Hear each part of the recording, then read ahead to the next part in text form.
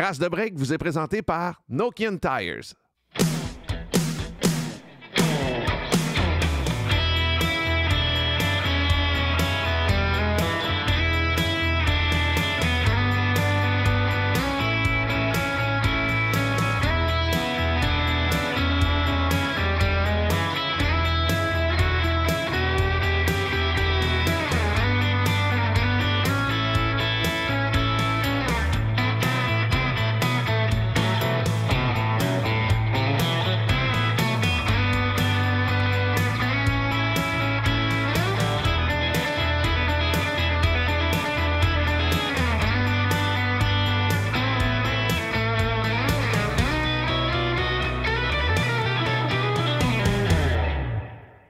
Bien, bienvenue à un autre épisode de ce podcast Trace de break. Puis on a notre plus jeune fan à côté de nous autres. Faut dire aussi que la pomme n'est pas tombée loin de l'arbre. Pat, tu peux peut-être nous le présenter? Eh oui, ma progéniture, mon garçon Arthur Denis qui nous a accompagnés, ça me fait bien rire parce que quand on tourne des fois, à l'occasion, vous avez eu la chance, les boys, oui. Où Arthur a eu la chance de vous rencontrer, d'être privilégié, d'assister à certains tournages. Puis là, ben Richard, de son grand cœur, oui. a dit « Arthur, reste-toi là, prends le micro, Ben on oui, parle. » non, mais c'est parce qu'il y a différentes raisons dans tout ça. Arthur, premièrement, t'as quel âge? 9 ans? 9 ans, parfait. Toi, t'aimes-tu ça, les chars? Oui, j'aime ça. Ouais? Parle dans le micro, par exemple. Qu'est-ce que t'aimes le plus dans les automobiles? Pas mal tout, tant que ça roule bien. Tant que ça roule bien. C'est beau. Il faut que ça soit beau puis ça roule bien. C'est ça. OK, c'est quoi qui roule bien puis qui est beau de ce temps-là pour toi? Ford GT40. Oh, OK. Rien de moins. Quelle année? 2000, comme la mienne? Ben, l'année de la tienne, non? Ah, OK, c'est parce que ton père en a une que tu... 2005. Ouais, mais j'attentionne beaucoup les Ford GT40. Pourquoi? Parce que c'est mon char préféré puis c'est les plus belles. OK. Là, Patrick, tu l'as scrappé là, parce que son standard à 9 ans, c'est un Ford GT. Ah ouais? Il y a quoi après? Là? Mais Arthur, Ce sera pas facile. T'as fait une vidéo il n'y a pas longtemps, on est allé, on a voyagé en famille. Ouais. On est allé Puerto Banús, en Espagne, en Espagne. puis on a visité un musée Ouais. qui était le musée de l'automobile et de la mode Ouais, de Malaga. de Malaga.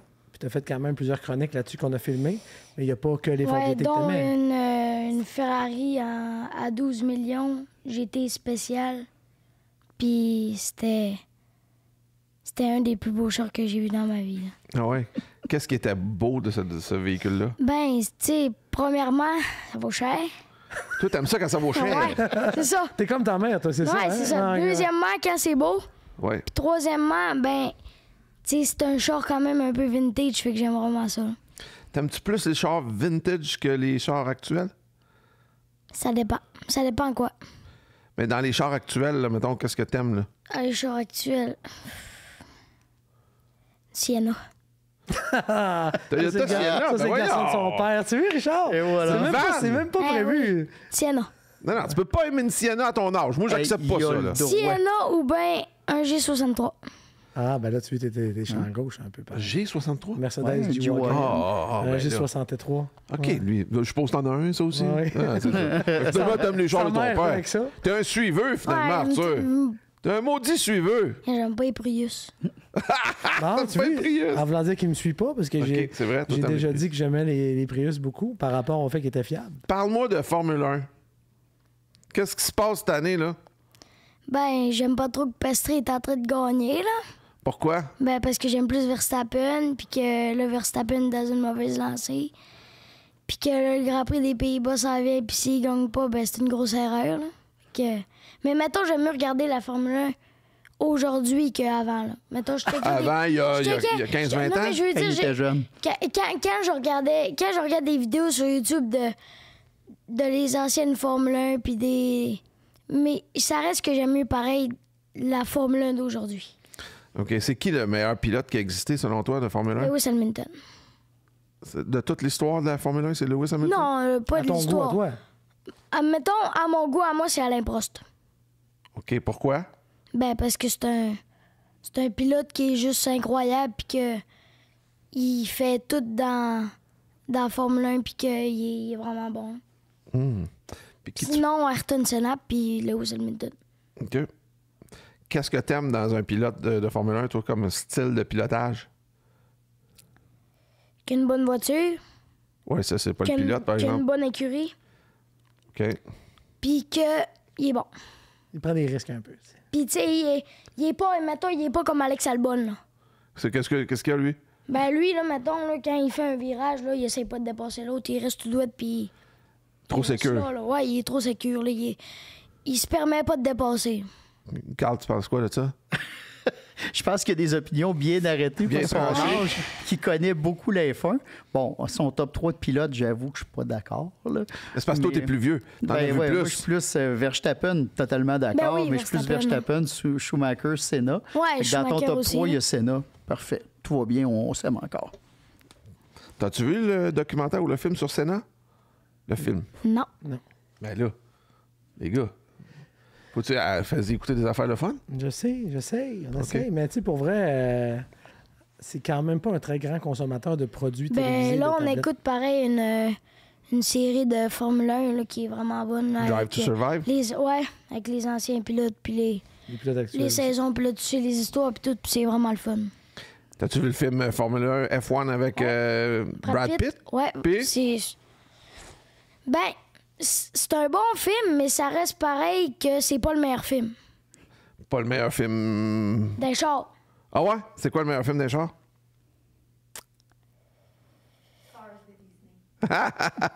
Julia dit Cars de Disney dans Ah, l'équipe.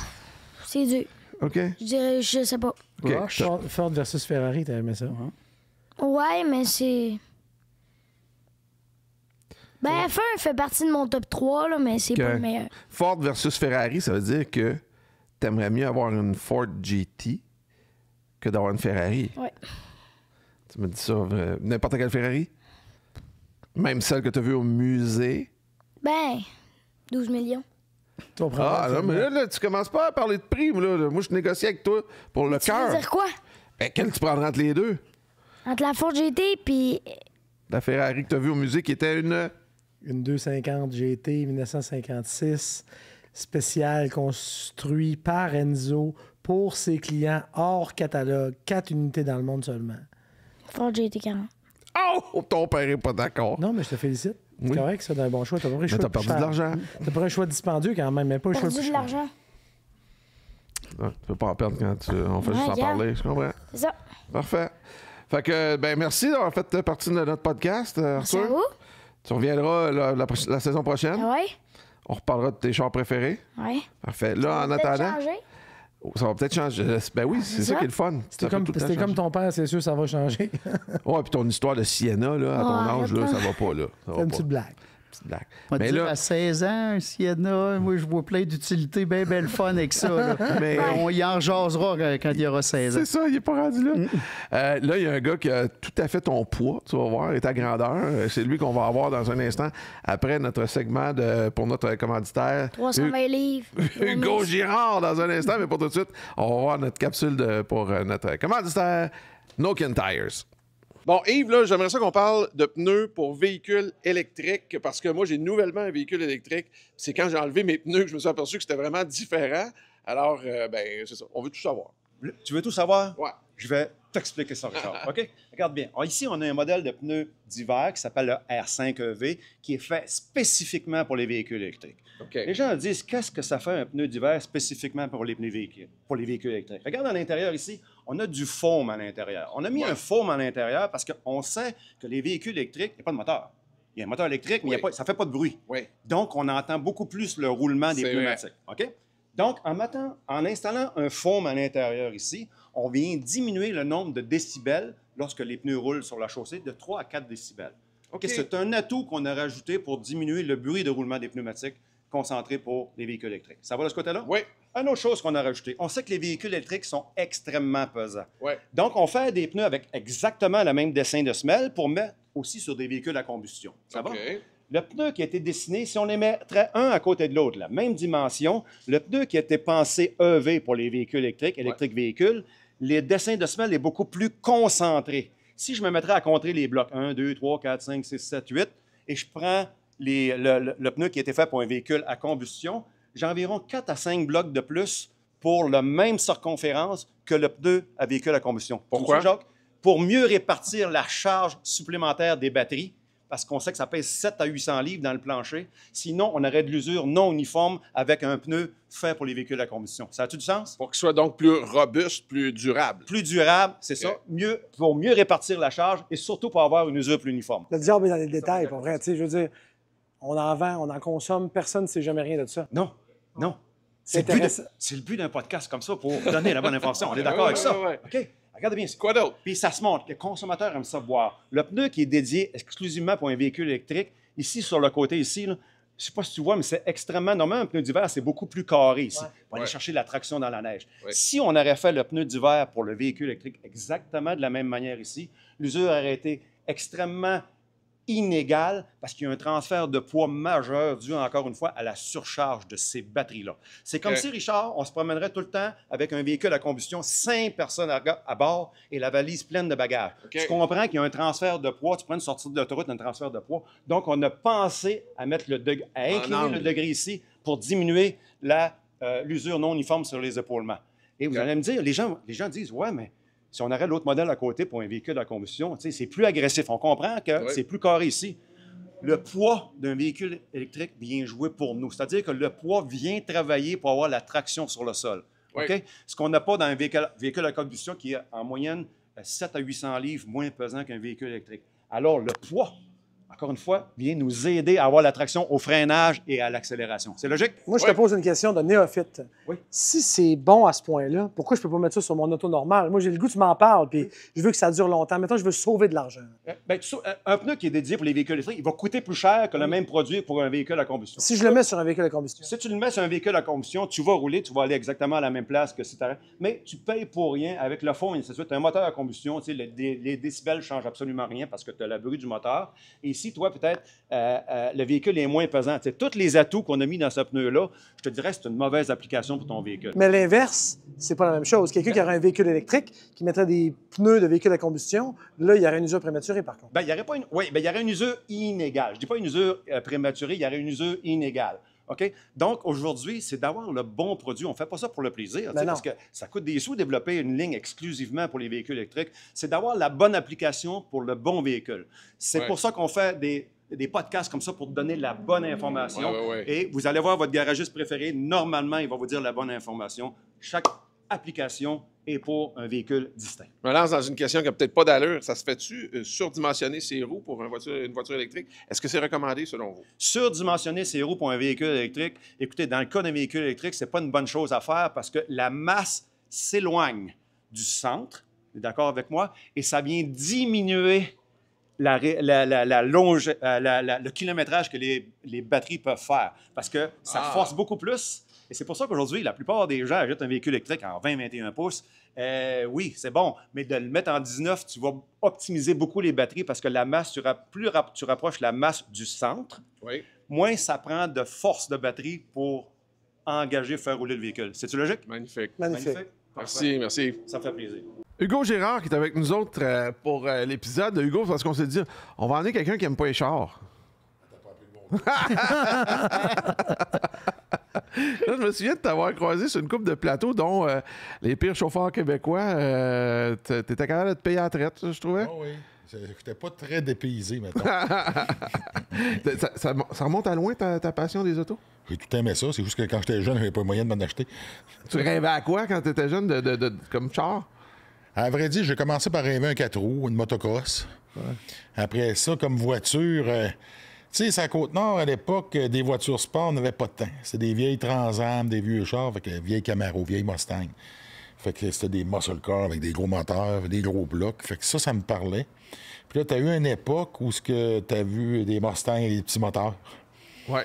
Puis là, après ça, tu avais des petites voitures avec un petit 4 qui avait pas mal de révolutions, qui ça a comme pris de la place. Puis peut-être parce que j'étais dans l'âge que c'est ça qui était comme plus proche de moi puis que le monde autour de moi avait.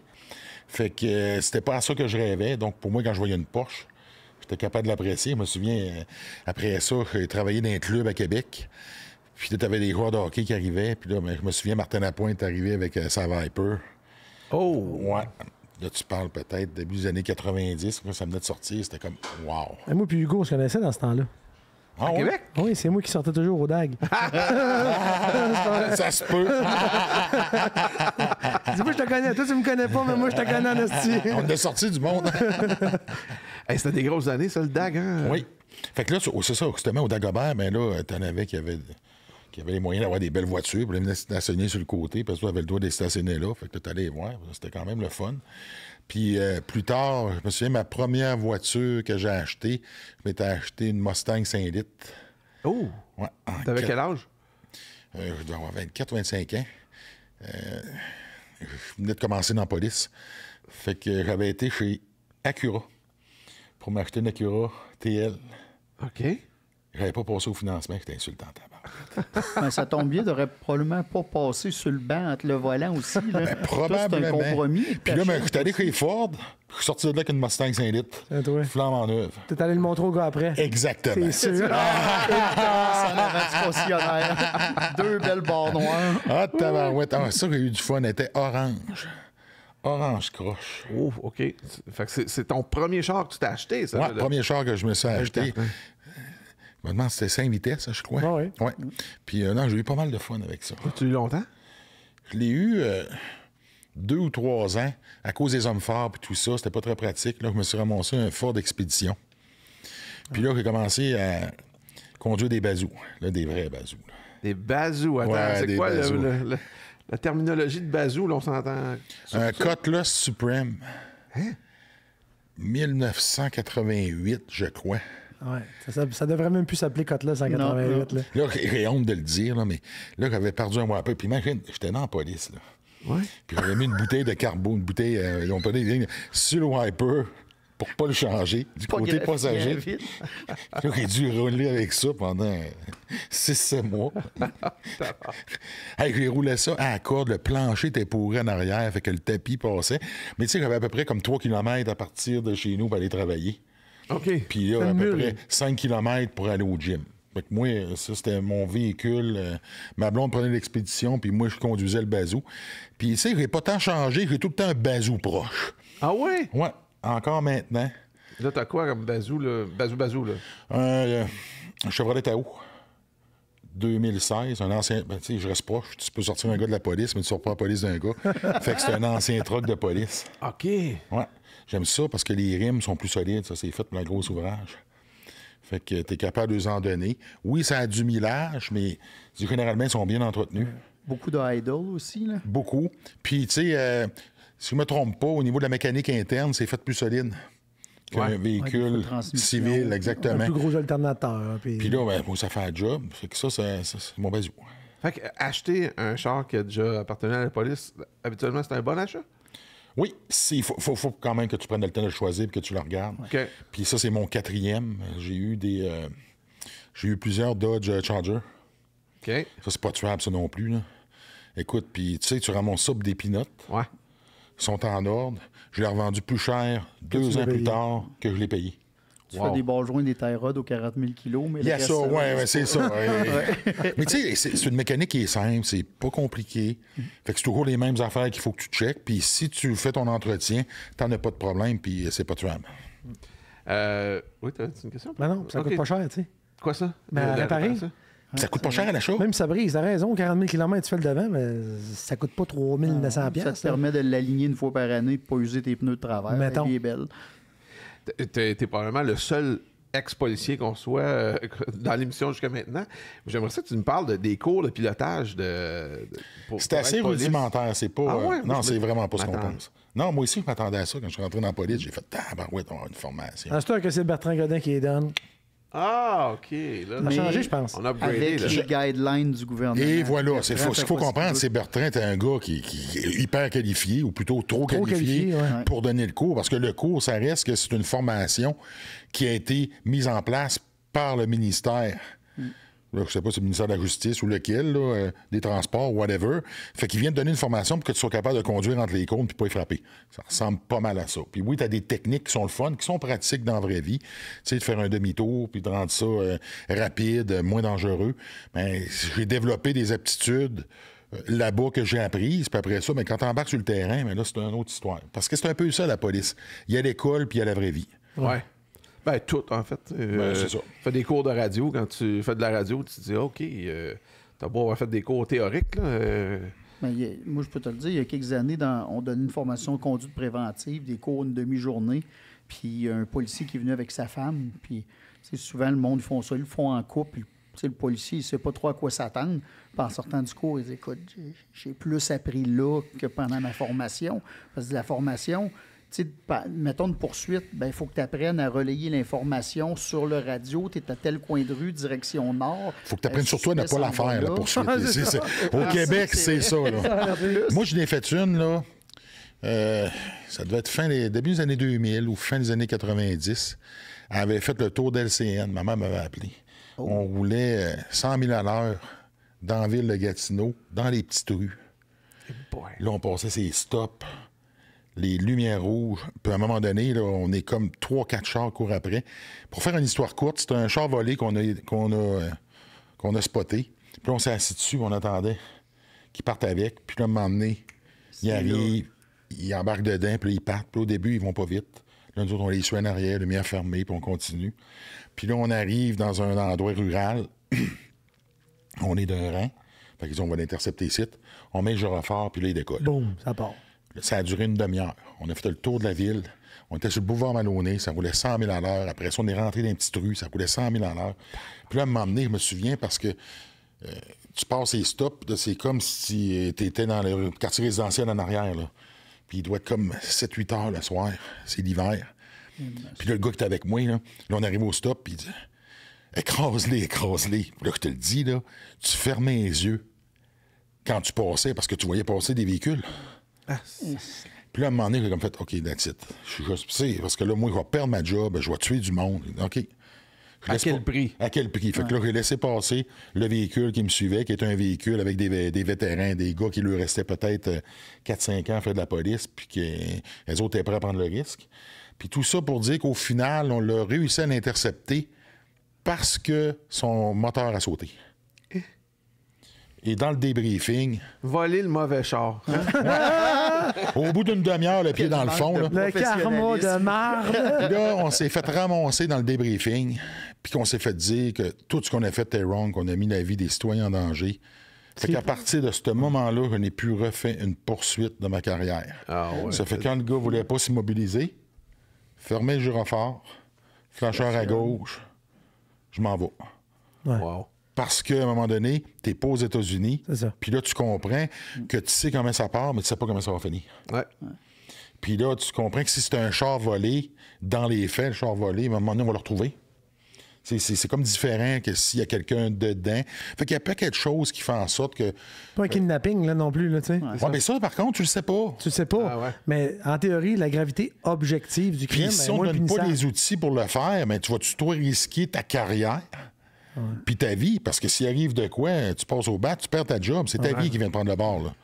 Fait que là, tu fais OK... Mais j'ai vu un reportage dernièrement là, qui disait que ils engagent des petits jeunes pour voler des chars, là, tu sais, Oh oui, c'est fou. Eux autres, ils filent à toute allure, pardon, puis ils savent que si c'est en haut de 120 km/h, les gars lâchent prise parce qu'ils vont avoir des représailles. Mais tu sais, c'est que tu envoies le message. Fait que là, rendu là, ils n'ont plus peur de rien parce que tu le sais. Je pense qu'il est là, parce qu'au nombre de chars qui se volent au Québec. Tu sais, on s'est fait voler 3 ans, la même nuit chez nous. Hein? 2 Dodge, 2 Dodge. c'est sûr. Voilà. 2 Dodge Durango. Ouais. Puis je les ai sur caméra, je les ai manqués de 15 minutes. Le plus déçu, c'était mon chien. Mon chien souper Hunter, servi. le Canet Corso, là, lui, là, il ne Hunter. vivait que pour ça. Ah ouais. Ouais, lui, là, il dormait pas devant la fenêtre. Il était assoupi puis il attendait que quelqu'un rentre dans le cour. Puis je me souviens, je me suis levé, moi, je me lève de bonne heure, puis je me suis levé, il était comme 4h15, 4h16. Ils sont partis chez nous à 4h03. Et boy. Fait que là, moi, mais quand je me suis levé, j'étais allé dehors parce que les chiens voulaient sortir. Fait que probablement qu'eux autres, ils ont senti qu'il y avait de quoi, puis c'est pour ça qu'ils sont venus tourner autour du... Puis moi, je dormais la chambre, ma porte de chambre fermée. Ouais. Fait qu'ils pouvaient pas japper, puis ils l'ont pas vu, mais... Fait qu'ils m'ont réveillé, j'étais allé dehors, puis je pensais qu'il y avait envie. Puis je n'ai pas remarqué que les camions étaient partis. C'est quand je me suis levé un peu plus tard, j'étais retourné en dedans, puis là, m'a emmené, mon gars se lève, là, je dis, je vais aller m'habiller parce que j'avais laissé mon linge dans le véhicule. OK, mon truck est parti. Il est où l'autre truck? L'autre truck est parti. Je m'en vais sur les caméras. Wow. Puis là, il spot.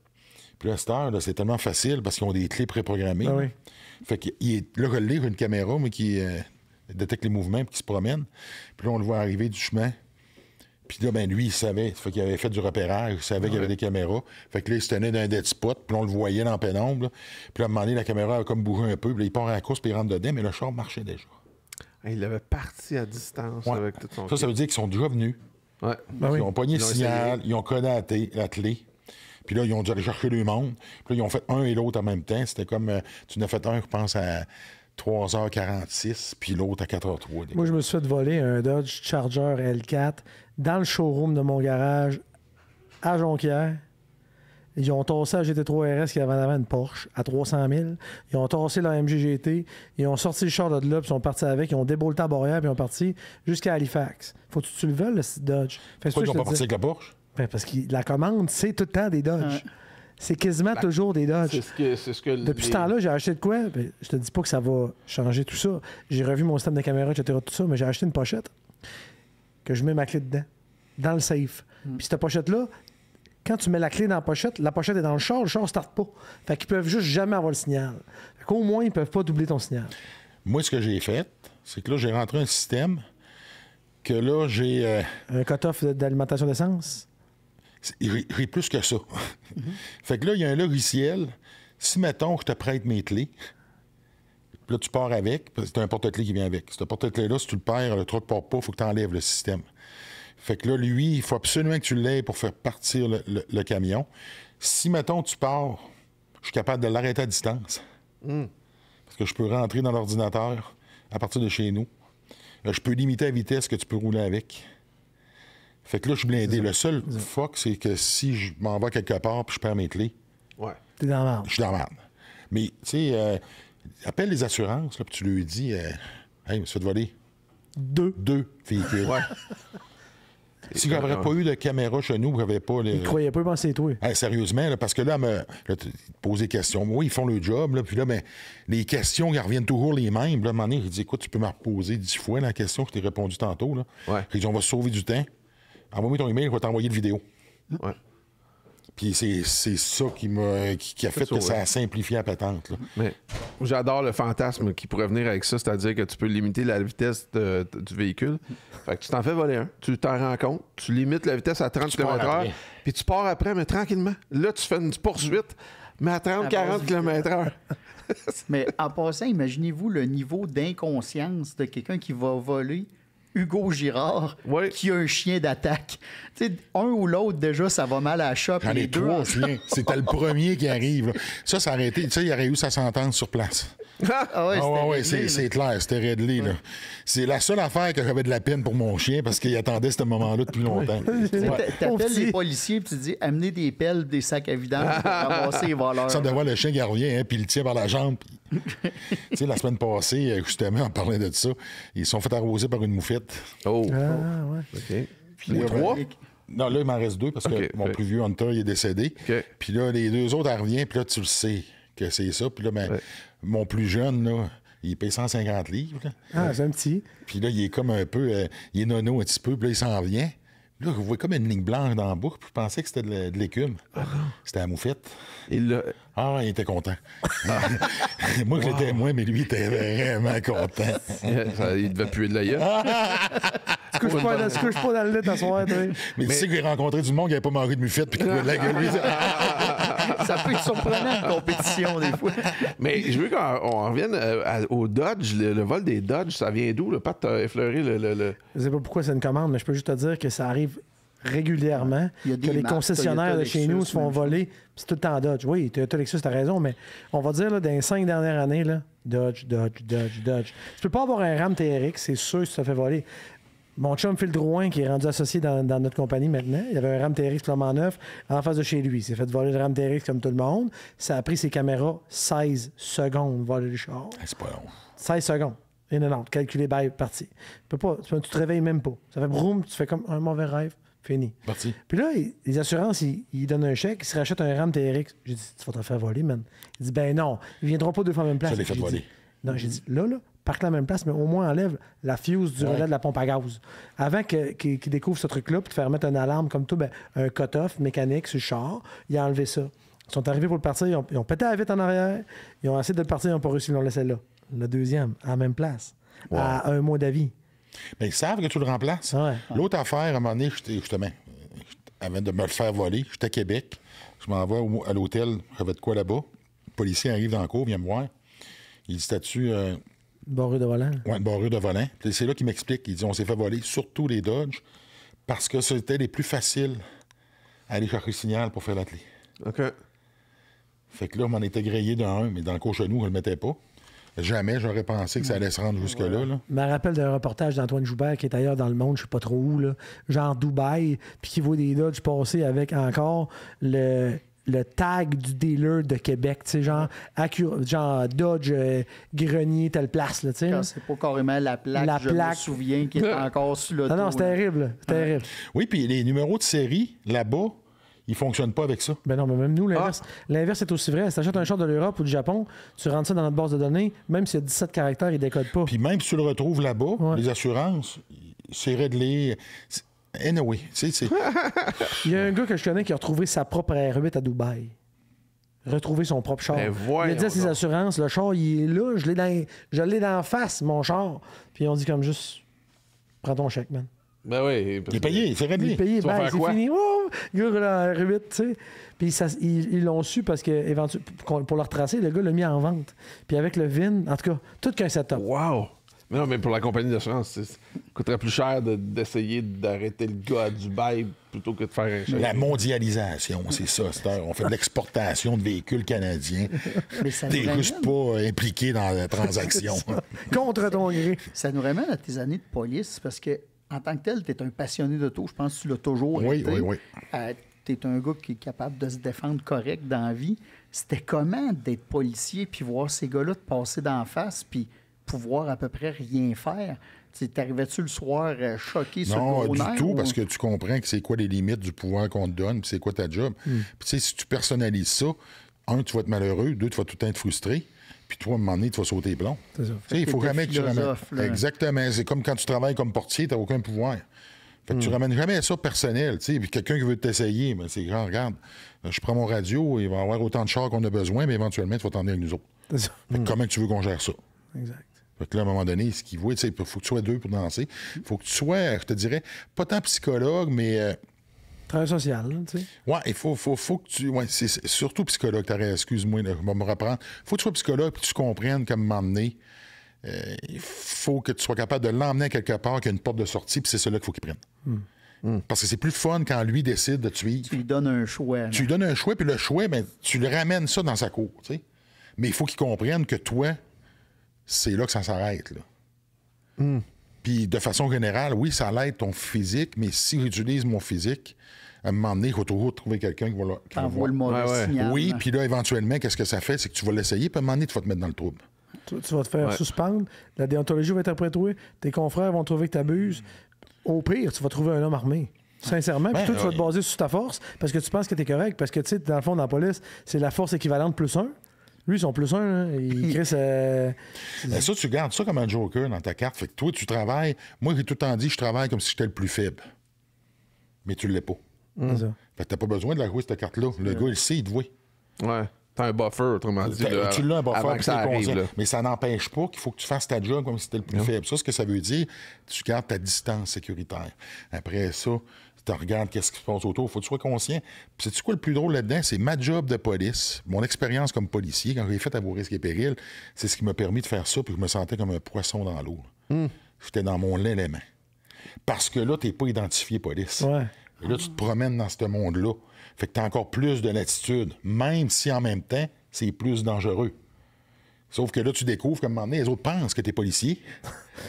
Parce que des qu'ils disent réflexes. félicite aussi. oui, mais c'est exactement ça. Qu'est-ce qu'il fait ici? Fait que pour eux autres, tu as rapport avec la loi et l'ordre, puis ils savent pas trop t'es où. Ouais.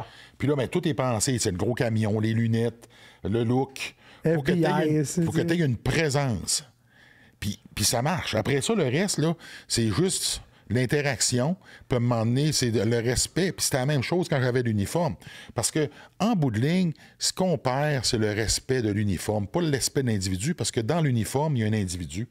Et ça devrait pas avoir d'importance de quoi la personne qui porte la chemise de quoi qu'elle a l'air. Ouais. Si tu devrais respecter l'uniforme, c'est un uniforme de police, le policier te demande de faire telle chose, fais-le.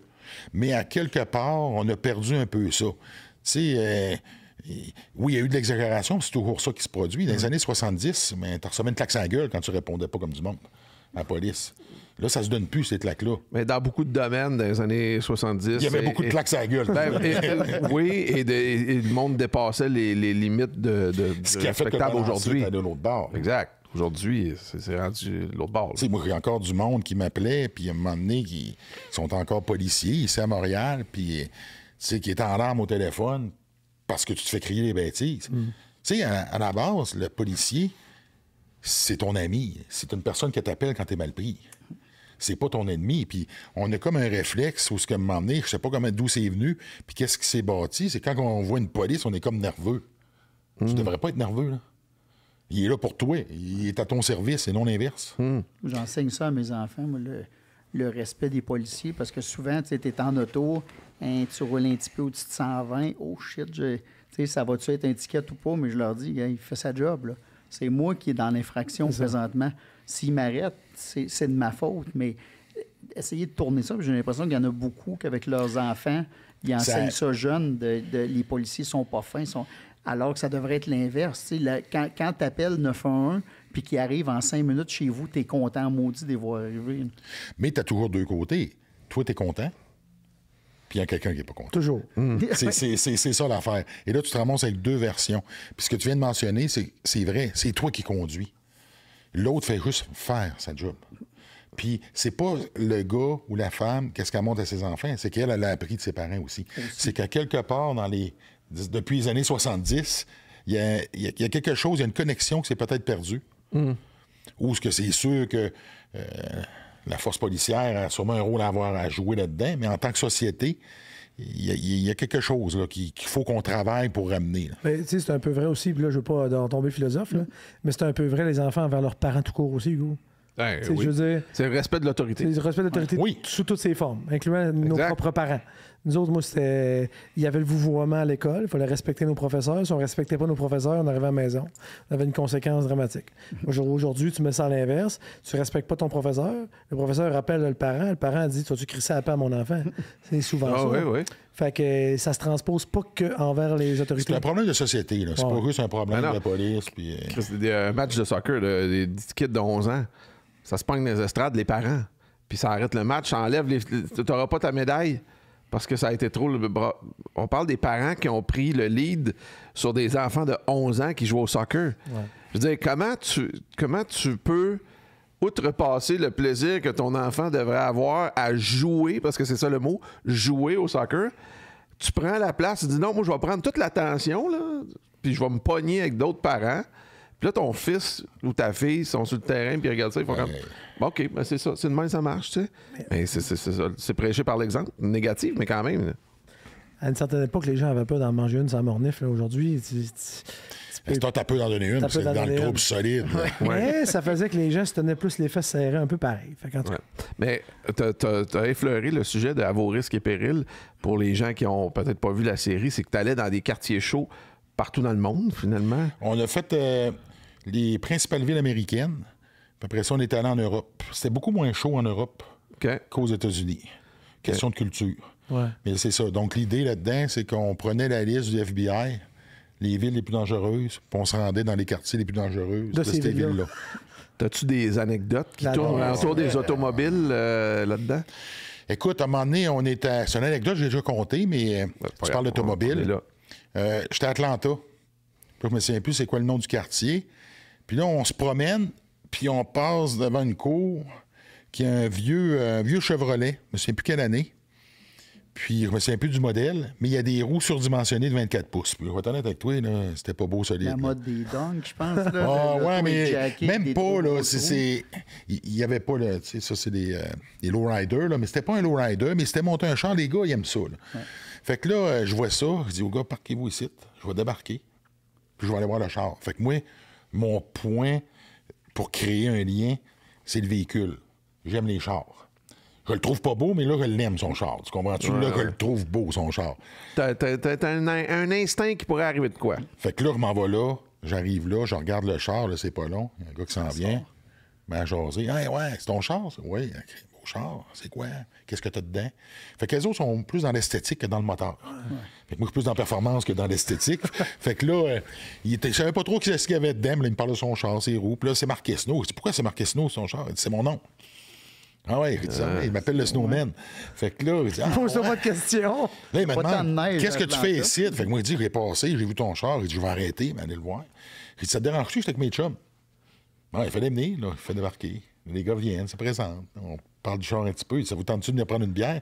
Je bois pas, mais là, on va en prendre une. Fait que là, on le suit sur la galerie. Puis quand on monte sur son perron, ce que je me rends compte, c'est que, tu sais, c'est des maisons qui ont genre un perron qui fait les trois côtés, la maison, avec un toit, là. Puis il y avait un côté, lui, il avait mis comme un genre de drap, peu importe. Ça fait que j'avais pas vu. Je pensais que c'était fermé. Mais quand il monte les marches, il y a un gars qui est là. Puis il lève son chandail, puis il sort un 9 mm avec un chargeur de 30 balles, puis il donne. Wow. Ouais, OK. Il était prêt, lui. T'es prêt, lui, là. Touche pas à la poignée. Fait hein. que là, on s'assit, puis là, on rase la pétante. Puis là, à un moment donné, on lui demande si ça lui tente de faire une entrevue avec nous autres. Fait qu'il accepte. Tu déclares que finalement, tu fais de la TV.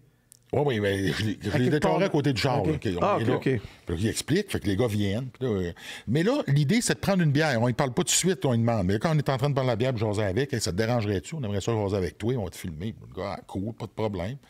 Fait que là, à un moment donné, première question qu'il demande, pourquoi qu'on t'appelle le Snowman? Ah, wow. Là, il était là, puis il fumait un joint, puis là, il me regarde, puis là, il dit pas un mot, puis là, il reste impassible. Là, ouais, dans ma tête, peut-être qu'il n'aurait pas posé la bonne question en partant. J'aurais dû fermer ma grand gueule. Là, il dit rien. Là, il se lève, bien tranquillement. Il rentre dans la maison. Là, je regarde les autres. Il ressort. Boum! 2 kilos de coke sur la table. Pour ça qu'on appelle le Snowman. OK. Wow. Ouais. Aïe, aïe, Fait aïe. que tout ça parti parce que je tripais sur son char. Tabarouette. Puis un autre coup, on est à Détroit, on arrive au poste à gaz. Parce que l'idée, si je trouve quelque chose que tu tripes dessus, puis que moi aussi, puis que ça donne que je connais ça, C'est ton point d'entrée. c'est mon point d'entrée parce qu'à quelque part, le gars, il est passionné.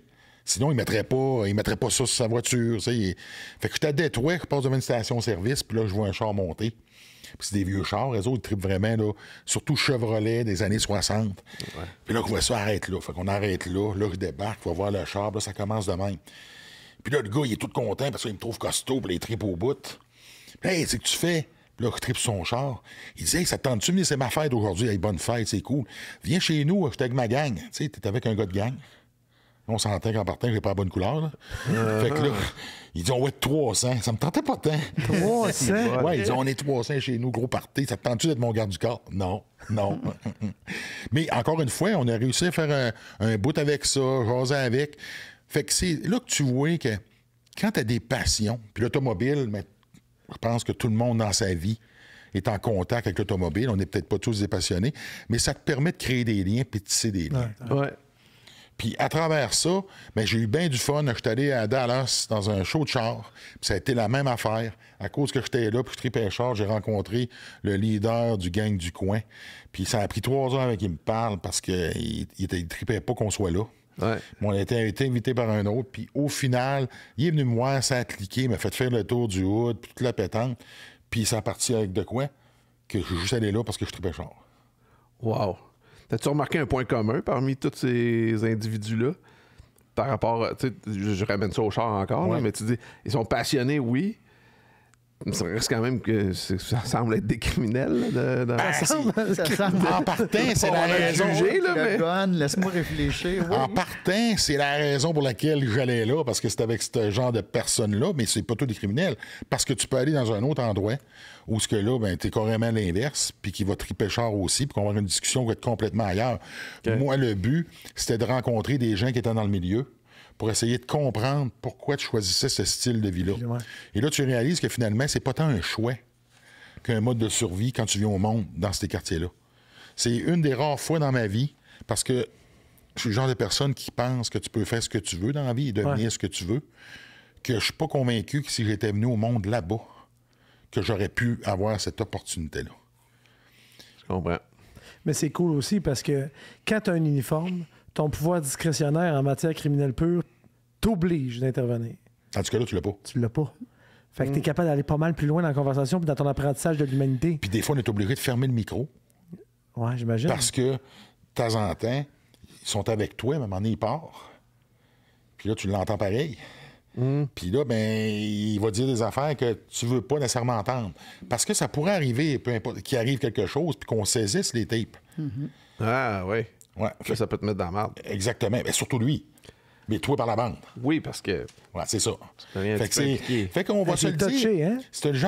C'est un genre d'expérience qui a été très gratifiante, mais très stressante. Quand je revenais de là-bas, là, c'était environ de 24 à 27 jours qu'on partait. Hey, quand Comment? même, hein? Ouais.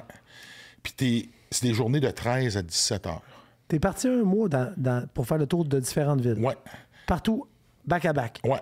Parce qu'il faut que. Sinon, ben, ça finit pas, parce qu'il faut que tu fasses des shows, puis il faut quand même tes montres, puis tes livres. Puis là, tu vis sur un. T'es le haut stress, là. Ouais.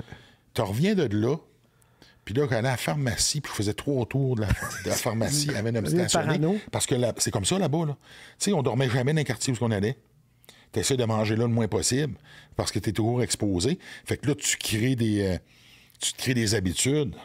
Puis là, tu es en hyper-vigilance tout le temps. Quand tu reviens, ça débarque pas tout de suite. Ça prenait 2-3 semaines avec qu'on prenne un beat normal. Ça devient qu'il y a le syndrome du militaire, un peu post-traumatique. Exactement. Puis tu sais que t'es rendu là-bas, puis après un mois, là, le premier voyage, c'était tel que tel. Mais tu sais, la deuxième année, puis t'es parti, puis je me souviens, là, que t'es là. Crime, pourquoi qu'on retourne chez nous? C'est comme. Tu viens tellement habitué là-dedans que t'es plus attaché à rien. C'est ça. Ah, OK. Tu sais, moi, là-bas, là, je me levais à 3 heures le matin pour aller m'entraîner parce qu'on commençait à 5 heures. Fait que là, moi, je m'entraînais, je travaillais, je mangeais, je recommençais. Puis là, t'es comme tombé. Puis là, ben, pour être capable de fonctionner dans ce milieu-là, il faut que tu décroches des choses qui vont t'emmener à avoir peur de perdre. Tu comprends? Parce que si t'as peur là-bas, ils vont le sentir. Ça fait qu'il faut vraiment que tu arrives là-bas dans un état d'esprit, j'ai rien à perdre. OK. Parce que d'avoir rien à perdre m'amène à pouvoir avoir le détachement nécessaire pour être capable d'avoir la bonne attitude. Puis là, mais je suis pas en train de penser « Ah, c'est dangereux, ça peut mal virer ». Tu es en train de penser dans le moment présent, qu'est-ce qu'il faut que je fasse? Puis là, c'est un état d'esprit que tu crées. Ouais. Puis à un moment donné, tu viens tellement dedans que tu le prends. Et c'est là que je fais un parallèle, mettons, avec les agents doubles ou ce qui rentrent, Ouais. qui deviennent infiltrés. Ça doit être incroyable quand ça fait 2 ans que tu fais semblant d'être quelqu'un. Hey, pas 2 jours, pas 20 jours, 2 ans. 2 ans. Fait que c'est clair qu'à un moment donné, là, tu viens mêler un petit peu parce que je les avais. Et où ces la pensées-là. ligne? Et où la ligne? Parce que tu dis, crime, oui, la vie est belle. Il y a sûrement une gang quelque part dans le lot de tout ça là, qui était smart, qui aurait pu être tes amis, tu sais, en voulant dire. C'est ce que je veux dire. Sans dire que ça deviendrait. C'est pas ça, c'est pas ton souhait, mais que tu comprends Non, mais- leur qualité humaine première au-delà des crimes qu'ils commettent. Parce que ça reste des humains. Ça reste des humains. Puis tu vas t'en conter une bonne anecdote. À un moment donné, j'étais à Noël, je suis chez nous, je reçois un coup de téléphone, c'est Silky Slim. Ça, c'est un leader de gang à bâton rouge qui m'appelle pour me souhaiter Joyeux Noël. Le gars, il a 3 meurtres à son dossier. Il m'appelle Connu. Connu. Puis il m'appelle me souhaiter Joyeux Noël. Fait que tu comprends qu'en bout de ligne, c'est juste des humains, Ouais. comme nous autres. Ouais. Puis j'ai rencontré mon gars d'Atlanta, que ça a pris 3 ans avec qui il me Ouais, ouais. parle. Lui, après qu'on ait commencé à jaser, puis tout, il s'est créé une connexion. Quand avant que je parte, il me disait à moi, il dit, toi, là, t'es comme nous autres. Il dit, c'est juste... C'était de l'autre bord. Ouais, tu vivais dans un milieu différent. Ouais. Ouais. Parce Mais- qu'on était Un capable de code se de valeur, rejoindre. des- À partir du moment, je suis pas en train là, de valider Mais puis non. de cautionner ce qu'ils font. Là. C'est pas ça que je dis. Non, mais- Ce que je dis qu'à la limite, L'être humain. l'être humain en tant que tel, j'aurais pas de chum avec les autres. là. Ah ouais. Ben moi, j'ai un chum qui a été agent double. Puis il m'a dit, j'en ai croisé du monde, j'aurais pu être chum avec eux autres. Puis je savais que ma C'est job sa que job. j'étais en train de faire, puis que j'allais buster éventuellement. Puis il dit, il se souvient même de la blonde d'un gars qui allait buster, qui malheureusement, elle a été dans la loupe, si on veut. Elle s'est fait ramasser. Ça s'est fait ramasser aussi, mais il dit, meilleure fille au monde, là. Je dis, ça m'a fait de la peine. Il dit, je savais, moi, que la journée même ou le lendemain, elle partait avec la gang, là. Mais C'est il comme dit, c'est it is what it is. Il faut que tu saches c'est quoi les conséquences Imagine de nous tes autres actes. au Saguenay, moi, gardien de prison pendant 10 ans. Chris, tout le monde sait ce que tu restes. Là. Tout le monde sait que. Les polices de ville, c'est la même affaire. là. C'est la même affaire. Tu sais, à Gatineau, là. Mais tu sais, mais dans ce milieu-là, là, on se croise au centre d'achat, on se croise à l'épicerie, les gars sont pas de temps dedans, ils sont dehors, on va... Moi, j'ai commencé, j'avais 27 ans. Fait que je sors encore en ville, je vois du monde que j'ai gardé. Puis ces gars-là, quand t'es smart avec eux autres, quand t'es juste avec eux autres, t'es pas smart, quand t'es juste avec eux autres, ils t'apprécient toujours. T'as jamais de problème. T'as jamais de trouble. Puis t'en auras pas non plus. Même qu'ils vont dire, lui, il est correct, criser à la paix. Ben, c'est un genre de respect. Mais là, ça porte. À un moment donné, veut pas, là, ton employeur veut pas, puis toi non plus, tu veux pas. Mais c'est sûr que tu l'as, cette réflexion-là, de ce gars-là, au-delà de ce qu'il a fait, puis il est smart. Ouais. C'est ça. Mais tu sais, ça m'est arrivé, là, je me souviens dans le temps, je m'entraînais, puis t'en as un qui était venu s'entraîner une fois, mais tu sais, tu peux pas venir t'entraîner dans la police, moi, là. Fait que là, à un moment donné, j'ai fait, malheureusement, puis tu sais, il est pas gêné, j'ai expliqué. Puis le gars, vu que tu as pris le temps d'expliquer, il a compris qu'à un moment donné, il ne veut pas te donner de trouble. Fait que oui, tu as une même passion commune, mais à un moment donné, tes choix de vie font en sorte qu'ils ne sont pas compatibles avec les miens. Puis là, à un moment donné, ben, c'est comme ça. Puis tu le détestes pas plus. C'est juste que si j'ai une job à faire, mais à faire. Exact. Puis au même titre que lui, il n'a pas arrêté de faire sa job, il a juste continué à faire. T'étais combien d'années dans la police, Hugo? J'ai été 13 ans dans la police. Quand même. Tout ça en parallèle, pas mal. Avec le reste, mais j'ai été libéré quand même pendant... J'ai fait 4 ans de vraie police. Le reste, ça a été sans solde. OK. Qu'est-ce qui a fait que tu as décidé de mettre un terme à ça? Parce que quand je suis revenu, là, on est en 2008, tu sais, avant que je tombe sans solde, moi, j'étais sans solde, mais mon fonds de pension s'accumulait, mon ancienneté continuait. Okay. Fait qu'ils ont vraiment été bons avec moi, la ville de Gatineau. Puis quand je suis revenu... avant de partir, c'était déjà difficile de travailler puis d'intervenir parce que là, je commençais à être connu. Ouais. Puis quand j'arrivais quelque part, un appel normal, mettons une introduction par infraction, tu vas être là, mettons, 35-40 minutes. Ça durait 1h30 parce que là, tu arrivais là. Là, il te parle de tout sauf de pourquoi il t'a appelé. Puis là, à un moment donné, il appelle le voisin pour lui dire que t'es chez vous. Puis après ça, une photo, une signature, tout la pétanque. Fait que ça devenait un peu une distraction. Fait que là, fais en sorte que tu avances. Quelques années plus tard, tu n'es pas moins populaire et là, tu vas revenir. Ouais. Oh. Fait que là, on avait convenu de créer un poste que je gardais le chapeau de policier. Je tombais col blanc aux communications, mais pour la ville. Donc là, c'est politique, puis il y a des choses qu'il faut qu'ils soient faites. Puis là, il y a eu des élections en 2008, puis là, ben, il y a eu un changement au niveau de... Administratif à la ville. Pas de taponnage avec les porte-paroles qui n'ont pas d'affaires là, genre. Non, pas tant. C'est juste que là, c'était tombé sur la glace. Mais là, moi, j'étais dû pour revenir. Fait que ça veut dire qu'il fallait que je retourne sur la route. Ouais. Puis là, ça me tentait pas. Puis là, j'avais des opportunités d'affaires. Fait que j'ai décidé d'aller vers d'autres choses. C'est pas que j'aimais pas ça. C'est juste que je me voyais pas retourner dans l'autopatrouille. Puis pour être honnête avec vous autres, je pense pas que les autres auraient trippé tant que ça non plus que je retourne dans l'autopatrouille. Et là, j'aurais tombé avec le rôle du mauvais gars. Parce que quand tu arrives pour ton intervention, tu es obligé de les mettre au pas. Je suis pas ici pour ça. Fait que là, on va me ramasser, me faire haïr. Ouais. Tout l'inverse de qu'est-ce que tu as fait. Exact. Parce qu'on s'entend que toi, tes patrons, eux autres, t'as une job à faire. Là. Le côté popularité, ça fait pas partie du deal. Là. Mais non. Oh, là, ça va être vraiment particulier parce que je pense qu'on n'a jamais vécu ça dans notre saison. Le segment Thème la mécanique présenté par Sogu, Société de gestion des huiles usagées. Si vous avez quoi que ce soit comme huile usagée, contenant vide, filtre à l'huile, tout ça, vous allez sur sogu.com puis vous trouvez votre point de chute, justement. Puis c'est drôle parce que toi, tu connais bien le domaine, Hugo, par... côté familial, c'est ça? Oui, et mon cousin travaille pour, je pense, Evalua. OK. Puis là, lui, c'est sa job. Il est conducteur de camion, puis il fait la récupération des huiles usées. Fait que lui, il fait le tour du Québec, puis il fait ça. À vrai dire, l'Est du Québec. Fait que lui, il est basé à Québec, puis ils font la même chose ici dans la région de Montréal, puis dans toutes les régions, finalement. Ouais. C'est nord-américain. Puis là, ben lui, il part à chaque semaine. Une semaine, c'est la rive nord de l'Est de la province. Donc, il fait toute la Côte-Nord jusqu'au bout de la route, puis il fait le garage, puis il récupère les huiles, puis lui, il ramène ça. Puis là, à Québec, ben, c'est récupéré, puis là, ben, il y a un processus. Puis l'autre semaine, il fait la même chose, mais c'est sur la Rive-Sud. OK. Ça en va aussi à Gaspésie. À Gaspésie. Mais Très cool. c'est concret parce que si l'État et des compagnies déploient autant d'efforts pour que tu fasses un humain fasse autant de routes dans un truck pour aller récupérer de l'huile à Havre-Saint-Pierre, tu considères-tu à quel point c'est important? Puis en Fait que as-tu mets de pas l'huile? Toutes les semaines. Toutes les semaines. Ouais. Mais pas ça dans le jardin chez vous en pensant que ça va pousser, là. Ça, Guy? Moi, j'ai arrêté de le mettre dans le Manon, mais en avant de chez nous. Là. Ben non. Mais t'es-tu un gars de mécanique? Toi, tu te trempes-tu les mains dans la... J'en fais, mais tu sais, je suis plus le gars qui travaille que le mécanicien. T'sais. Un bon Fais ça. deuxième. Ouais, un bon deuxième, là. Parce qu'à un moment donné, il y a une différence entre changer tes breaks puis commencer à les jouer dans le moteur. Fait que là. Ouais. Puis, tu sais, moi, le côté mécanique que je fais maintenant, j'aime ça modifier mes véhicules. OK? Fait que là, tu vois dans la performance. Donc là, mais c'est pas le mécanicien du coin qui s'occupe de Non. l'entretien de ta Plus voiture. spécialisé. C'est plus spécialisé. Sauf que j'aime ça comprendre qu'est-ce qui se passe, puis qu'est-ce que tu fais, puis c'est quoi les pièces, puis qu'est-ce qu'on va mettre. Puis là, ben, ça me parle, puis je trouve ça le fun. Puis, un projet que j'aimerais faire à un moment donné avec mon gars, c'est de me monter un projet, puis qu'on le fasse nous autres. Ouais. T'as-tu une idée du modèle que tu voudrais faire? J'irais probablement avec un resto mode. Ah ouais. Ouais. Nice. Mais, Ça, c'est de quoi que j'aimerais faire. mais comme quoi... Au camion, là, toi, tu tripes ces deux. Là. Ouais, ben c'est pas pick-up compliqué. auto, Tout ce que j'ai, ça reste pas stock longtemps. Non. Puis on parle de sérieuse puissance. Là, tu sais. Il y a du monde modifié, ils changent le filtre à air, puis ils ont modifié leur auto. Toi, t'es pas là. Non, puis tu sais, là, moi, là, je suis rendu avec un Challenger. Fait que c'est un Challenger SRT8, fait que j'ai mis un 426 Supercharge dedans. Il est manuel, fait que là, j'ai comme 906 forces aux roues. Fait que là, j'aurais voulu en mettre plus, mais tu sais, il est fiable, là. C'est comme ça. le fun. C'est là. comme le sweet spot, là. Oui, puis tu sais, t'en as, là, on s'entend, t'en as trop.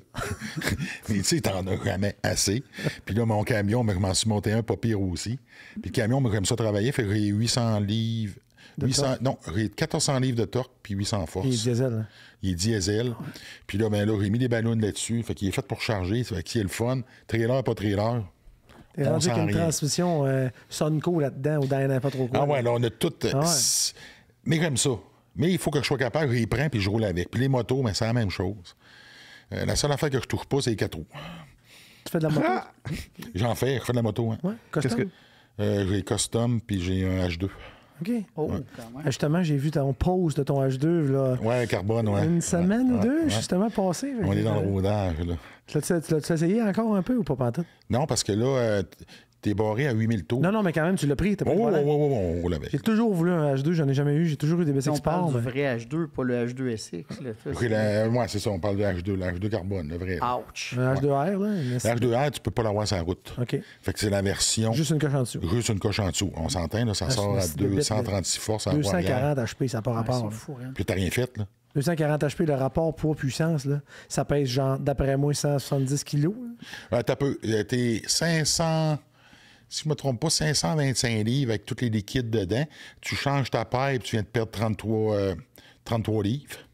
Fait que là, là, on va le descendre à peu près à 450 Fait que livres. là, tu me parles de 200 kg, à peu 200 près, kilos, ouais. pour 240 HP. Fait que tu peu, dépasses le rapport mythique du 1. Le rapport mythique, c'est 1 HP par kilogramme de masse. Ouais, et voilà. Tu pètes ça, ça n'a pas rapport, c'est débile. J'aimerais ça un jour. Ouais. Mais Hugo, il n'est pas très aérodynamique. Fait que c'est Non, ça vraiment change pas. du moteur. Fait que ça fait un parachute. là. Quand je veux que ça ralentisse, là, tu pèses ses freins et tu te lèves. Aéro! Tiens les poignets. Hugo, il essaie de se mettre de côté en conduisant pour couper le vent un peu. Là. Tu pèses ses freins puis tu te lèves. Ah oui, J'adore c'est ça. le parachute. Oui. Mais c'est le fun, j'aime ça. Là, puis j'aime ça faire de la moto.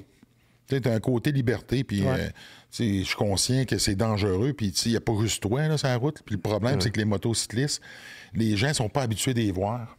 Puis, tu sais, on n'a pas nécessairement tous l'habitude de les respecter. Ouais. Fait que ça Québec, c'est fait... Au vrai. Québec, c'est un peu ça, parce qu'on n'en voit pas assez à un moment donné. Puis, tu sais, il y Hey, en en a des Europe, ça n'a choses. rien à voir. Là. La Non, moto, il y en a Va partout. pas à Paris, des- mon des- gars, c'est hallucinant. Sur le périph', là, t'es Ouais. dans le trafic, ça passe entre les chars, partout dans le monde à part chez moi. Mais en mettant, tu sais, en partant ici déjà en voiture, c'est dangereux. Ouais.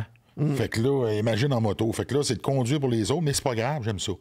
Puis, tu sais, je suis le genre de gars que je m'empêche pas de vivre parce que, à un moment donné, tu commences à avoir peur, ça finit plus. On a bien vu ça, 30 jours dans les villes les plus Ouais. dangereuses au monde. Ouais. Moi, chauffer une moto, c'est correct. Là.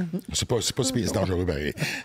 Segment Bet365, on va parler de Formule 1. Oui. Savoir ce que tu en penses de la Formule 1 d'aujourd'hui. Ben là, au risque de me répéter, moi, à cette heure, je trouve que c'est plate. Je trouve ça plate parce que je trouve que tu n'as pas assez d'intervention humaine. Que la machine elle prend trop de place au niveau de l'aide électronique. Puis que là, tu perds du talent du conducteur. Puis je regardais une vidéo, c'est soit en fin de semaine ou la semaine passée, Ayrton Senna, qui conduisait sa Formule 1 manuelle. Puis qui fait ses changements, tu sais, quand t'arrives... Avec un là, stick shift, là. ouais. Puis que là, il y a une main sur le volant à m'emmener, puis tu vois la main se promener, puis qui est à la corde, là, puis à la limite, là, puis il tombe dans la chicane. Là, tu fais OK, ça. Tu sais, puis je le vis, tu sais, ma voiture est manuelle. Ouais. Côté performance, ça serait plus gagnant d'avoir automatique, parce qu'à cette heure, toutes les muscle cars sont automatiques. Mais tu perds quoi? Tu perds l'essence même de qu'est-ce que c'est de la conduite sportive.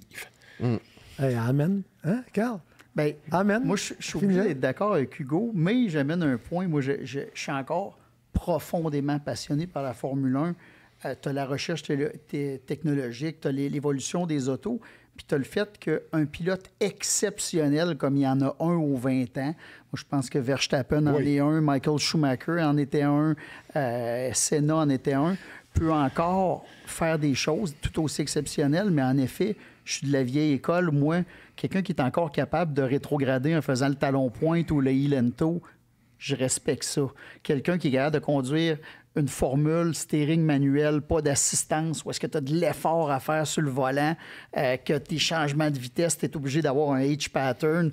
Il me semble que le pilote est plus engagé et on parle des pilotes, c'est dur de transférer les époques au sens où les pilotes de l'époque qu'on aimait d'Ayrton Senna, il n'y avait pas tant de télémétrie, puis les ingénieurs étaient un peu moins impliqués, ce qui fait que c'est les fesses du pilote, ses mains, c'est les sensations que le pilote amenait, et que là, il arrivait à discuter avec les mécanos.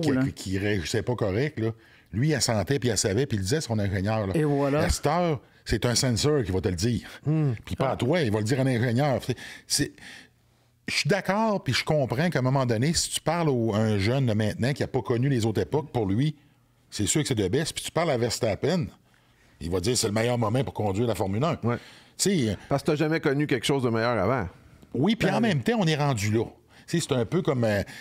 tout est un joystick. J'ai des véhicules outils chez nous, là, puis c'est avec quoi que tu contrôles ça. Là, on est loin des bras. Avant, tu avais comme une série de bras en avant. Là. Ouais. Là, ça se trouve tout. Puis ça va super bien. Fait que le jeune qui joue aux jeux vidéo, lui, là, la transition, on le voit avec les drones. Donc, tu peux pas empêcher l'évolution, puis c'est correct. C'est juste que moi, j'aime ça voir l'humain.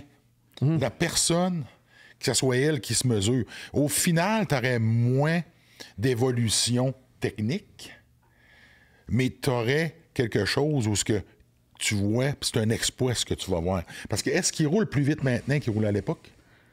Oui. Ben, la plupart des pistes, oui. Mais là, le problème qu'on a, c'est que les F1 sont rendus trop larges, trop longues, trop lourdes. La nouvelle réglementation 2026, on va rapetisser les voitures, enfin, parce que les pilotes le disent, qu'ils sont un peu tannés que les voitures soient trop grosses. Un, pour le pur plaisir de piloter. Deux, pour l'espace que tu as pour te dépasser. T'sais, Monaco, c'est comme si tu avais un 10 roues qui bloque le chemin. Là. Ça passe pas à Monaco. Fait que là, ça amène un petit renouveau. Et plus ça va, plus ils sortent des vieilles F1. Puis les pilotes d'aujourd'hui, Alonso l'a fait, il y en a plein qui l'ont fait, ils conduisent des autos qui datent de 15 ans, 20 ans, même 30, 40 ans. Ils sortent de là avec les frissons. Puis ils disent, c'est la plus belle expérience de ma vie, je viens de la vivre là. Fait que si les pilotes actuels de F1 disent ça des anciennes voitures, il y a quelque chose d'émotif. Mais est-ce qu'il y aurait le goût de risquer de mourir dans les voitures d'il y a 40 ans? Probablement pas. Pas tous, c'est ça. Non? Mais y aurait-tu moyen de faire justement un hybride, c'est-à-dire d'aller chercher l'aspect vraiment pilotage, mettre de la sécurité quand même, des systèmes de sécurité à travers ça, puis de créer cette espèce de... Mais ça nous ramène à la question de base qui est la suivante. Les écuries, les constructeurs automobiles qui subventionnent à coût de centaines de millions ces écuries-là, ils le font pour quelle raison? Pour du développement technologique ou pour pur plaisir de conduite? Moi, à mon sens, là, c'est développement technologique. Ils veulent le meilleur pilote au monde. Ils font pas une parade. Ils veulent gagner pour vendre du stock. C'est-tu le meilleur pilote ou c'est la meilleure voiture? C'est ça. Voilà. Bon, et là, moi, je me ramène... Pour faire rayonner leur marque, mais toi, si tu prends un meilleur pilote, tu as plus de chances que ta voiture paraisse comme étant la meilleure, donc tes ventes vont augmenter. Oui, mais si tu fais la même chose, mettons, que tu changes un peu les paramètres, tu vas un peu moins vite. Je ne parle pas, là, l'idée, c'est pas de perdre l'essence même de qu'est-ce que c'est, mais que tu ramènes plus d'intervention humaine dans le processus, c'est ça qui est le fun. que tu as plus de dépassement, que quand tu fais une erreur, elle fait mal. Peu importe ce qui va arriver, ton meilleur pilote va ressortir et la meilleure voiture va ressortir aussi. Parce que c'est le pilote qui la conduit, est en réaction à la manière dont le pilote la conduit, alors que maintenant, c'est le pilote qui gère mieux la technologie de sa voiture. Exact. Les pneus, parce que tu peux pas puis là, on est rendu que c'est les pneus qui limitent les performances. On est-tu rendu loin? Tu le vois un peu en moto. Mais c'est plus en Superbike ou en GP. Il commence à baisser les cylindrées. Ben oui. Au bout. Ils mettent des 900, des championships de 900 au lieu des 1000. Puis ils font même des championships de 300 cc un peu partout sur la planète. Puis tu perds quoi? Non, le spectacle est incroyable. Puis technologiquement, ils repoussent quand même les limites avec une cylindrée plus petite. Donc, tu peux quand même arriver à tes objectifs. Parce qu'on s'entend, c'est juste que la référence, c'est une question de ratio. C'est que là, tu vas aller au maximum avec un moteur qui est plus petit, qui vont réussir à pousser, qui va sûrement sortir éventuellement le même nombre de HP. Parce que technologiquement, ils vont l'exploiter encore plus. Donc, au final, l'être humain est capable de bien plus si on te challenge puis on t'amène à sortir de ta zone de confort pour pouvoir revoir les choses puis les faire autrement. Moi, être champ gauche, là, mais la F1 d'aujourd'hui, tu veux que ça soit extraordinaire. Petit V8 qui vire extrêmement haut, t'enlèves l'ABS, t'enlèves tout ce qui est aucun ABS, aucun traction control. Les voitures tombent automatiquement plus légers, plus d'hybrides, t'enlèves les batteries, puis tous ces systèmes-là. Ton auto vient de perdre 500 livres, 500 comme ça, livres. En claquant des doigts. Mais là, 500 livres, ça veut dire que ta F1, elle passe à autour de 1000 livres. Tu peux encore avoir 900 000 chevaux parce que tu développes à très haut régime la puissance. Et la voiture va être plus mince, plus courte, mais tu gardes le halo qui a sauvé beaucoup de vies. Parce que ça, c'est logique. Puis un halo, c'est pas pesant. C'est pas quelque chose qui influe tant que ça sur l'auto. Et là, attache ta tuque, tu vas avoir tout qu'un championnat. Puis ils vont continuer à travailler au niveau de l'aérodynamisme, ce qui va faire que l'auto va coller quand même. Puis tu arrives à de quoi, qu'on va se le dire, ça devient drôlement intéressant. Puis tu amènes de l'erreur de pilotage parce que si tu peux trop facilement barrer les roues, là, il se passe quelque chose. Là. Puis ça pourrait changer drastiquement le championnat parce que une gaffe te sort du championnat de position en masse. Fait que là, on pourrait jouer. On le fait, les gars. On écrit chacun une lettre. On écrit chacun une lettre, puis on fait ça. J'ai des questions en vrac pour toi, Hugo. Ta première auto, tu l'as dit tantôt, c'était une Mustang? Ça, ma première auto neuve. Mais ma première auto, c'est un Mazda GLC 1983, beige. Ça, je ne l'ai pas vu venir. GLC? Ouais. Je me rappelle même pas c'est quoi. Rentrer dans l'auto, il n'y avait rien là. Il explique ça, là. Mets ça sur Google, tu vas voir, c'est pas chic. Là. C'est une belle petite boîte. Là. Ouais, j'ai payé ça 375$. Ça, c'est comme dans Police Academy, quand ils arrachent le siège en avant puis que ça soit en arrière. Ça devait être pas mal ça. C'est ça que mon budget me permettait. Attends, OK, Simon nous en met juste pour... oui, c'était carré... carré longtemps. Comme le petit beige, là, l'avant-dernière rangée en bas, troisième à partir de la droite. Là, ça ressemblait à ça pas mal. OK. C'était pas beau. C'était gâté. Ouais. Ben, si tu pognais avec les filles avec ça, je pognais pas avec les filles. Je pognais pas avec les filles avec ça, je te le garantis. Je pognais avec tout autant qu'ils voient la voiture. Ta plus drôle expérience sur la route? Ma plus drôle expérience sur la route? Hey, drôle dans quel sens? Le sens que tu veux. Justement avec ma Mustang. Je montais parce que quand j'ai commencé au début, dans la police, je travaillais, j'habitais encore à Québec. Fait que je voyageais beaucoup. Fait que là, je m'étais ramassé l'hiver. Une Mustang l'hiver, c'est le fun. Puis là, ben, j'avais... On en parlait la semaine passée. Et voilà. Ouais. J'avais le cruise control. Ça, c'est le fun. Je m'en vais. Je vais rouler ça à 40. T'as demandé, je t'ai pogné une roulière. Et elle ralentit pas, hein. 360. Boum. Bonsoir. Bonsoir, il est parti. Fait que là, je suis dans le fossé. Fait que là, à un moment donné, c'est sûr que ça vire dans le vide. Là, je débarque de mon char. Là, je suis sur le bord. Là, je suis comme manché de main. Là, il arrive un pick-up. Là, le gars vient me voir, es-tu correct? Il dit oui. Embarque dans mon char. J'ai dit, je vais aller dans le fossé, je vais le sortir. Ça fait que là, il embarque dans mon char. Il dit, 1, 2, 3, go. Sort de mon char du fossé. Puis là, la charrue s'en vient, puis lui nous regarde, puis il ramasse le truck du gars qui est venu m'aider. Non! Oh non, le karma de merde. Et là, moi, je suis sorti. Hey, merci. Bye, envers mon genre. Moi, je m'en vais. Puis les autres font le constat amiable, les affaires. Oh non. Hey, avec la pile, parce que le gars, il a arrêté. Il a regardé pas en avant, il nous regardait nous autres parce qu'il devait capoter de voir un gars dans le fossé en train de pousser le genre. Puis lui, il a sa pile baissée sur le côté, puis il tramon son pick-up, puis il l'envoie dans le fossé. J'avais de la peine pour le gars, là. Wow! Ouais.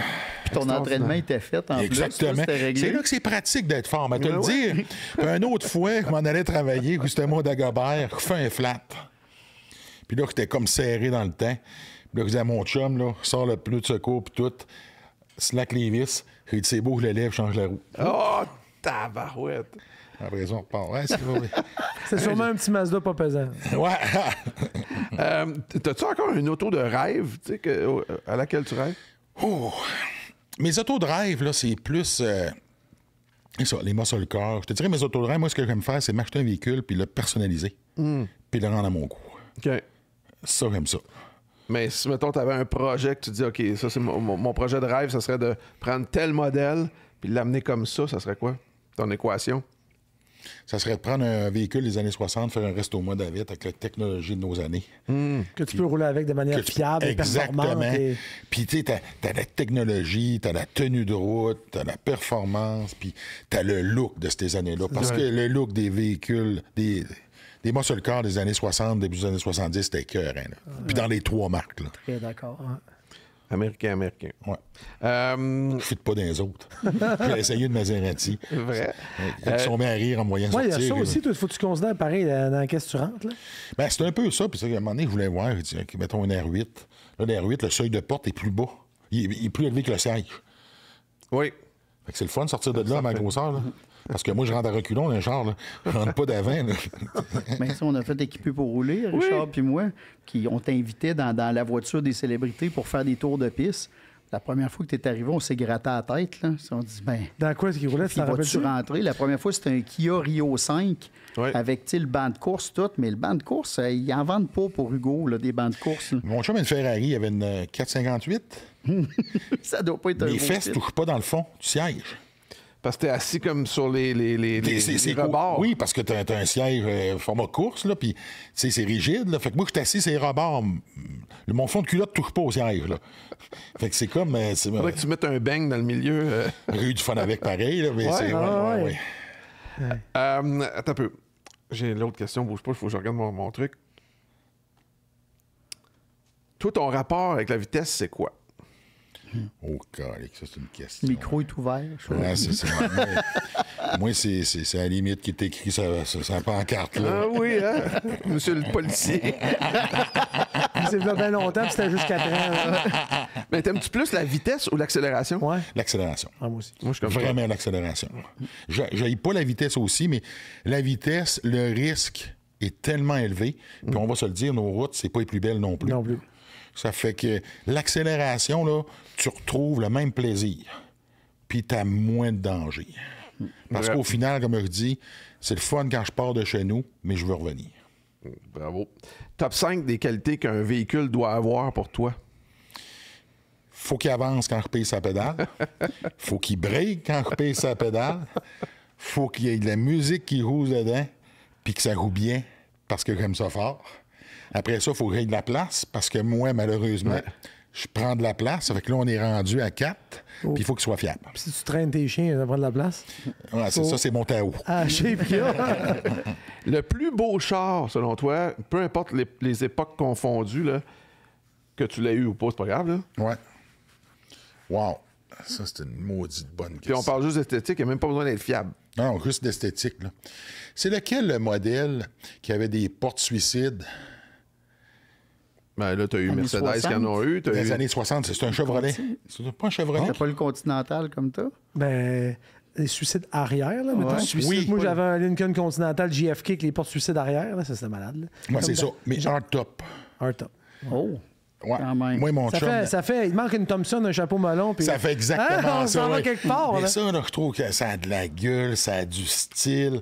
Puis tu sais, à cette heure, j'aime les voitures modernes, puis j'aime les looks. La nouvelle Corvette est écœurante, un méchant char. C'est une voiture exotique pour la moitié du prix. Là. Ouais. Fait que là, j'aime ça, mais tabarouette que cette époque-là, les chars avaient de la gueule. Chaque char avait une personnalité tellement distincte et racée que tu les reconnaissais. Et la calandre arrivait, tu le voyais. Tu sais, tu ouvres la porte, tu es en arrière, puis la porte se rouvre dans l'autre sens. Ouais. Effectivement, là. On Je faisait des m'aimerais idées sortir de là, d'une soirée mondaine. Là. Mais je vous pose la question, Carl puis Pat, je suis juste curieux. Ces années-là, vous autres, dans les années, mettons, 50-60, Ouais. le plus beau char, selon vous? Mercedes 300 SL Goldwing 56. Merci, bonsoir. Sans possibilité de contre-argumentation, Richard. OK. C'est en effet magnifique, mais il y a plusieurs autres. Moi, la première génération de Corvette, je la trouvais extraordinairement belle. Même chose, première génération de Thunderbird. Il y avait des looks, là, c'était pas le fun à conduire, c'était pas Non. ci, c'était pas ça, c'était pas Ça parle de beauté, là. Mais c'était des magnifiques voitures. Puis Ferrari, le fameux Ferrari, 250 GTO, ben oui, puis ben oui, nomme-les, il y en a sûr. plein, Puis plein, Maserati plein, là. aussi, dans les années 50-60, ont fait des modèles de chars hallucinants. Ouais, Mais tu assez sais, pété. t'as-tu l'impression, on parle juste de ces années-là, comment qu'il y en a? T'as pas rapport. C'est Puis comme... comment il y a de underdog oublié le monde, souvent, ils disent, c'est rendu. Moi, ils n'envisagent pas des chars d'époque parce qu'ils se disent que c'est cher. T'achètes un Ford Mustang qui a de l'allure en shape, c'est rendu que ça coûte 100 000. J'ai acheté un Mercury Cougar XR7 neuf, en vaut 40. Ah ouais? Le monde n'y pense pas au underdog, mais tu es capable, avec un budget restreint de 30 000, acheter un méchant beau char d'époque, puis te pavaner avec, puis qui n'est juste pas le char populaire auquel tout le monde pense. Ouais, puis les têtes vont tourner, là, parce qu'ils vont regarder et vont faire « Wow! » C'est magnétique, un vieux char. Il faut juste faire attention au coup de cœur parce que restaurer des autos de cette époque-là, d'un auto à l'autre, oui, il y en a qui vont être plus chers. Certains Mopars vont être plus chers à restaurer, mais ça reste que tu peux mettre, mettons, 100 000 dans peu importe quel modèle. Ouais, le clair. trouble, c'est que si tu en achètes un 20 000, tu mets 100 000 dessus. Il y a des modèles qui valent encore 20 000. Puis tu en as d'autres, tu l'achètes 20 000, tu mets 100 000 dessus, il vaut 200. Ça achète. Ouais. Il faut faire attention avant de dropper un gros montant d'argent, de voir la désirabilité. À part les vrais collectionneurs, les jeunes, là, je pense plus qu'ils vont restaurer de char. Parce que ça coûte minimum 100 000 restaurer un vieux char. Ouais, c'est premièrement. beaucoup, ça. La plupart des chars prennent pas en valeur d'augmentation ce que tu as investi dedans. Puis les jeunes, ils veulent rouler avec. Puis t'as plus de Ça, monde, je trouve là, ça ouais. cool. Oui, Nous ça, autres, c'est les vrai. Nord-Américains, on tablette nos chars pour les regarder d'habitude. Les Français, les Européens, puis les jeunes, ils veulent des drivers. Puis un char, tu l'apprécies quand tu le prends. Ben oui. Moi, c'est pour ça, tantôt, les camions, oui, je les modifie, mais je roule avec. Ouais. Parce que d'avoir un véhicule que je prends pas, ma Maserati, ça qui est arrivé, je la prenais pas. Puis là, à un moment donné, je me suis dit, OK, ça me donne quoi d'avoir ça si je la prends pas? Fait que là, c'est pas pratique. Puis oui, j'ai du fun avec, mais je monte à Québec, puis je me sens en jambe poignée parce qu'elle me fait mal, parce qu'elle est tout le temps à côté. Le sciatique en feu, tant Fait que là, j'ai fait, OK, un muscle car, sais-tu quoi? Je fais direct dedans. Ouais. Ça me ressemble. Ça va être ça. Ça va être ça. Ouais, puis d'où ton idée de resto mode aussi. Resto mode. Si tu restes au mode, t'as pas peur de le prendre à tous les jours Non. dans des différentes situations parce que il est fait pour rouler. Puis- Tu sais, puis tu l'as mentionné tantôt, on va se le dire, il n'y avait pas grand fun à conduire ces voitures-là, à part que En ça ligne va droite. vite puis ça va droite, mais quand tu arrives au bout, là, ça tourne freine mal. pas, ça tourne mal. On a- C'est niaiseux, mais Hugo, il y a des horaires de premier ministre. Là, fait que tu peux pas rouler une auto pas fiable Ouais. dans ton quotidien, c'est impossible. Là. C'est ça. Là, on a parlé de ton char le plus beau, mais si on va le plus laid, selon toi, Hé, esthétiquement. tabarouette, le modèle K. Ah ouais. Ariya Bon choix. SK? Ouais, ça, là, Reliant. Reliant K. Ça, c'était... c'était lit, là. Mon chum n'avait un. Il était vert aqua. Il devait en avoir un dans le lot qui a sorti à un moment donné, là. Tout pour plaire. Puis lui, il l'a acheté. Il était lit, là. Il était lit. Ça n'a pas de bon sens. Heureusement, il était biodégradable, on n'en voit plus. Exact. C'était pas un char que t'as reconnu pour ses courbes, hein? Tout était carré. Il n'y avait rien là-dedans. On dirait un flot, tu sais, qui fait un dessin de char. exact. 4 ans, Avec il une dessine règle. une auto avec une règle. Le toit, le coffre, toute la même ligne, bien Exact. droite. Puis Mais du- ils en ont sorti comment, là, de ça? beaucoup, mais ça se vendait tellement pas cher. C'est ça. C'était C'est comme la caravane. Ça Exact. devait être genre 10 000, là, tu sais. Je lance ça de même, là. Même Mais en au haut début, dans ça ces devait être années-là, 12 000, là, tu sais. Ça devait être. C'était-tu dans le temps de Lee Iacocca, qui était le président de Chrysler à l'époque, qui avait sorti une coupe de. Écoute, Richard, ton savoir m'épate. Ouais, moi aussi. Ouais, ah oui. Je me Je suis suis pas sans mots. rendu. Mais Lee Iacocca, c'est lui aussi qui était. Répondez-nous sur, en commentaire. qui avait sorti la Mustang. Mais à l'époque. potentiellement, parce qu'il me semble que j'ai une pub de Céline Dion qui était impliquée dans le La temps. Pacifica. La Pacifica. À Grove All Night. Je pense que c'était ça qu'elle chantait. OK, la personne que tu connais qui chauffe le plus mal. Hey, là, une liste. La blonde à mon gars. Ah ouais? oui, oui. Ça marche pas? Ah, Léane, là, oui, c'est... on ne laisse pas conduire toutes les voitures. Mais elle est tombée dans la bonne famille pour l'apprendre, tu sais. Oui, il y a des choses que des fois, ça s'apprend pas. Là, Hugo n'est pas tout le temps patient non plus. Là. Non, c'est drôle parce qu'on l'agace beaucoup avec ça. Puis là, ben, elle rit bien, elle prend bien la blague. Là, mais oui, effectivement, il y a de l'amélioration possible. T'es quel genre de copilote, toi? Moi, je suis pas tannant, je dors. Ah ouais? Ouais. Ok, t'es pas stressé par tout. Zéro bin barre. Ah ouais. Moi, je suis bien fit. Là. Moi, je me couche le soir, là, je mets la tête sur l'oreiller, je pars. Le problème, c'est que je me réveille, je me lève. Fait que s'il est 2h30, c'est fini. La nuit est faite. Là, la vie, OK, on part. Okay. Mais moi, là, je dors. Fait que quand je conduis pas, là, puis des fois, c'est quand je conduis, je suis obligé d'arrêter sur le bord, je me prends une sortie, puis on va faire une sieste. Là. Mais non, quand je suis assis aux côtés, là, je dors. Là, c'est automatique. Ta plus belle aventure en auto? Je pense que j'avais 20 ans. On avait fait Québec-Daytona Ouais. en 24 heures. Et On était 3 chauffeurs. ça a descendu. Ça a descendu, ça a été toute une ride. Fait que ça avait été le fun. Là, puis il y avait plein d'anecdotes qui sont passées à travers de ça. Puis c'était jeune. Puis, La découverte de la côte Est, ça a 20 ans dans la vingtaine. Ouais. Puis une fois à Daytona, c'est pas plate non plus. Non, c'est Ben pas non. plate non plus. Ouais. Hey Hugo, merci d'être venu faire ton tour avec nous Ah, autres c'était pas plus aujourd'hui. compliqué que ça. Ben non, Ouais, non. Pas mal, hein? J'étais parti, j'avais du fun. Tu sais, on peut parler de char, c'est ça qui est le fun. À On peut- l'infini. À l'infini. À On l'infini. viendra, on va faire d'autres saisons. On me fait plaisir. Merci mon Hugo. Ça fait plaisir. Merci. Trace de break vous est présenté par Nokian Tires.